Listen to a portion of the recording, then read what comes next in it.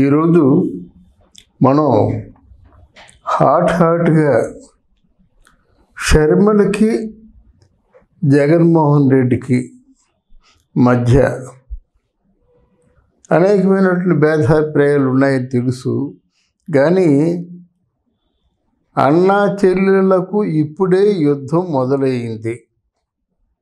ఎలా అంటే వాళ్ళ మధ్య అభిప్రాయ భేదాలు చాలా కాలంగా కొనసాగుతూ వస్తున్నాయి.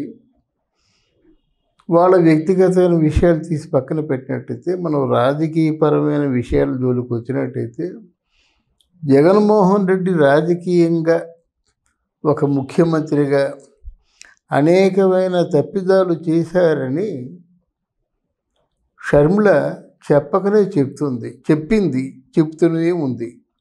కానీ ఇక్కడ మేనల్లుడి పెళ్ళికి జగన్మోహన్ రెడ్డి వస్తాడా రాడా, అది పిలవడానికి షర్మిల వెళ్తుందా వెళ్ళదా అనేటువంటి చాలా ప్రశ్నలకు సమాధానం చెబుతూ షర్మిల జగన్మోహన్ రెడ్డి గారి దగ్గరికి వెళ్ళింది.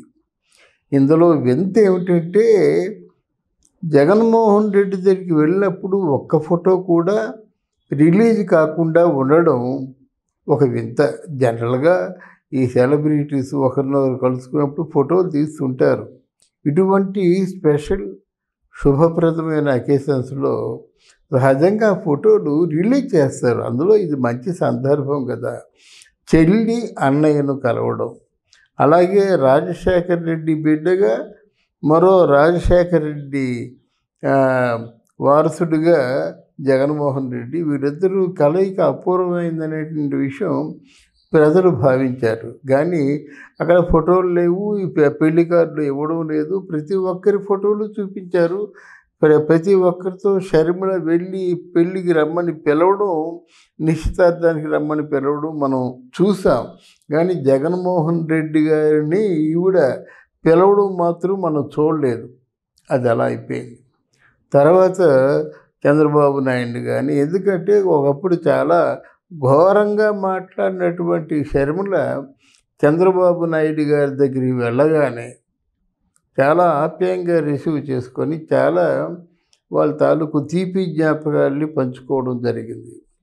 అలాగే ఇక్కడ పవన్ కళ్యాణ్ని పిలిచినప్పుడు కూడా చాలా మర్యాదపూర్వకంగా ఆవిడకి పుష్పగుచ్చం తిరిగి ఇచ్చి అభినందించడం జరిగింది. రేవంత్ రెడ్డి కానీ భట్టి కానీ వీళ్ళు పిలుస్తున్నప్పుడు వాళ్ళు ఇంటి ఆడపడుచులాగా రిసీవ్ చేసుకోవడం చాలా గమనించవలసిన విషయం. దీని వెనుక రాజకీయమే ఉంటుంది. జనరల్గా రేవంత్ రెడ్డి చెప్పగానే చెప్పాడు, ఇక్కడ నేను షర్మిల ఒకటి, మన తెలంగాణ ఆంధ్ర అయినా కాంగ్రెస్ పార్టీ మేము ఒకటి, మేము ఏ సమయంలోనైనా సరే బాండింగ్తో ఉంటామన్నది ఆయన చెప్పాడు. ఇటువంటి సందర్భంలో జగన్మోహన్ రెడ్డి సహజంగా ఈ నిశ్చితార్థానికి వస్తాడనే విషయం ఎవరు కూడా అంతగా అంటే ఇన్ని పొరపచ్చాలు ఉన్న తర్వాత, ఇంత వ్యతిరేకంగా పోట్లాడుతున్న తర్వాత షర్మిల ఆ నిశ్చితార్థానికి రావడానికి ఆయనకి మనస్కరించకపోవచ్చు. వస్తారో రారో అనేటువంటి సందేహం ఉంది. ఆ సందేహాన్ని పటాపంచలు చేస్తూ రానే వచ్చాడు. ఇక్కడ ఒక విధంగా షర్మిల కొంచెం తనను తాను ఒక అంటే దాచుకునే మార్గాన్ని ఎంపిక చేసుకుంది. అది షర్మిల చేసిన తప్పు. మన శత్రువులైనా మన ఇంటికి వచ్చినప్పుడు సాదరంగా ఆహ్వానించి వారి చేత ఆశీర్వాదం తీసుకొని వారిని సాధారణంగా మళ్ళీ సాగనంపడం అన్నది మన తాలూకు సంప్రదాయం. ఒక విధంగా అది సభ్యతకు వర్తించేటువంటి పదం. మరి ఎందుకు ఇంత తెలివిగా వ్యవహరించినటువంటి షర్మిల ఆ ఆహ్వానం కానీ, ఆ తర్వాత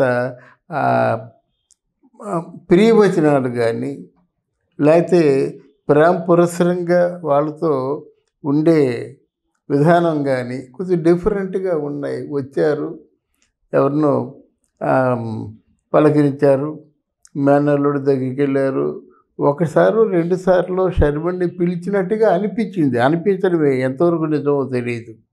కానీ షర్మిల అప్పుడే ఆ జగన్మోహన్ రెడ్డి తర్వాత భారతి, భారతి తర్వాత ఏమో విజయమ్మ, విజయమ్మ తర్వాత నిల్చుందన్నమాట అక్కడ. అంటే ఏమిటి, ఇక్కడ ఒక అన్నయ్య వచ్చినట్టయితే చెల్లెలు అంటే ప్రేమతో మాట్లాడి ఒక ఆవిడ తాలూకు ఆనందాన్ని వ్యక్తం చేసేటువంటి సందర్భం రాలేదు.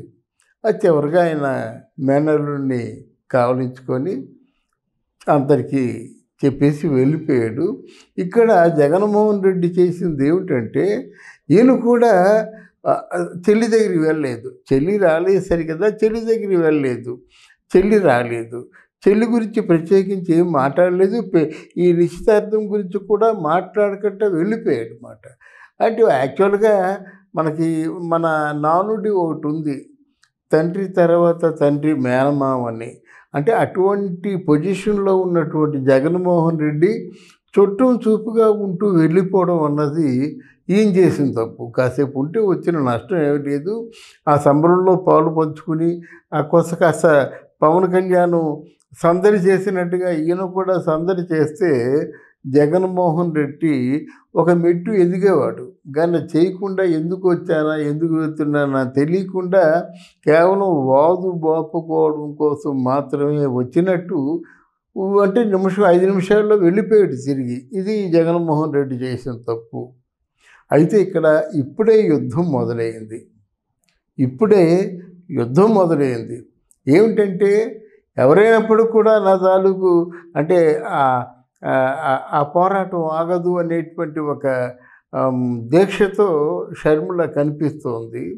తర్వాత చూడు నీ ఎంత తేలిస్తాను అనేటువంటి పట్టుదలతో జగన్మోహన్ రెడ్డి కనిపిస్తున్నాడు. తర్వాత ఇక్కడ జగన్మోహన్ రెడ్డి పార్టీలో ఉన్నటువంటి పాత వాళ్ళు, టికెట్లు దొరకని వాళ్ళు, తొలినుంచి కాంగ్రెస్ పార్టీలో ఉన్నవాళ్ళు, రాజశేఖర రెడ్డి గారి భక్తులు, వీళ్ళందరూ కూడా షర్మిల వైపే చూసే దిశగా ఉన్నారు. బాహాటంగా చెప్పేస్తున్నారు, మేము షర్మిల గారితో కలుస్తామని చెప్పేసి. కొంతమంది తెలుగుదేశంలో కలిశారు, కొంతమంది పవన్ కళ్యాణ్ జనసేనలో కలుస్తున్నారు, ఇప్పుడు కాంగ్రెస్ పార్టీలో కలుస్తామని ముందుకు వస్తున్నారు. ఇది జగన్మోహన్ రెడ్డికి ఒక గొడ్డలి పెట్టు, ఒక పెద్ద గాయపరిచేటువంటి సంఘటన అన్నమాట. దీంతో ఎక్కడ ఎవరు తగ్గనట్టే కనిపిస్తున్నారు ఒకటి.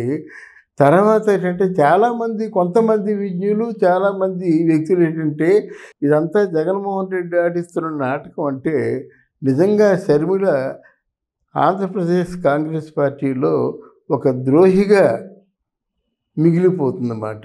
కనుక అంతకు నటిస్తుందని నేను అనుకోను. ఆవిడలో పోరాట పటిమ ఉంది, పట్టుదల ఉంది, తెగింపు ఉంది. ఈ తెగింపు, పోరాట పట్టుదల ఉన్నప్పుడు డెఫినెట్గా ఆవిడ అనుకున్నది సాధిస్తుంది. కాంగ్రెస్ పార్టీ గెలిచేస్తుందని చెప్పలేము, కానీ జవసత్వాలు ఉడిగిపోయి నిస్త్రాణంగా పడి ఉన్నటువంటి కాంగ్రెస్ పార్టీలో మళ్ళీ ఒక సందడి మొదలవుతుంది. కొన్ని సీట్లు తప్పకుండా గెలుచుకుంటుంది. ఎందుకు గెలుచుకుంటుందంటే ఇక్కడ అనిల్ కుమార్ పాత్ర కూడా చాలా గణనీయంగా ఉంటుంది. మనకున్నటువంటి ఆల్మోస్ట్ ఆ వర్గపు ఓట్లు అంటే క్రిస్టియన్ ఓట్స్ చాలా ఉన్నాయి. అంటే చివరి మన జగన్మోహన్ రెడ్డి గారి ఎన్నికల్లో ఆ ఓట్లు చాలా హెల్ప్ చేశాయి. కనుక ఇప్పుడు డెఫినెట్గా కొన్ని సీట్లు మాత్రం గెలుచుకుంటుందని చెప్పడానికి అది 1 కావచ్చు, 2 కావచ్చు, 3 కావచ్చు. కానీ కాంగ్రెస్ పార్టీ మేము ఉన్నామంటూ తలెత్తుకొని తిరిగే సందర్భం వస్తుంది. జగన్మోహన్ రెడ్డికి మాత్రం ఇది ఒక ప్రాణాంతకంగా, బయట వాళ్ళైతే తిట్టిస్తాడు, సొంత చెల్లిని, రక్తం పంచుకు పుట్టినటువంటి చెల్లిని ఎలా తిట్టిస్తాడు? తిడితే నెక్స్ట్ ఇమ్మీడియట్గా భార్యని తిడతారు, భారతీదేవిని, పిల్లల్ని కూడా తిడతారన్నమాట. తెలిసి కొరుగుతో తలగొక్కోడు కదా Jaganmohan Reddy.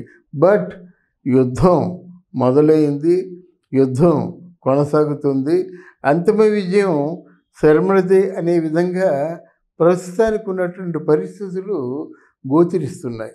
Thank you very much.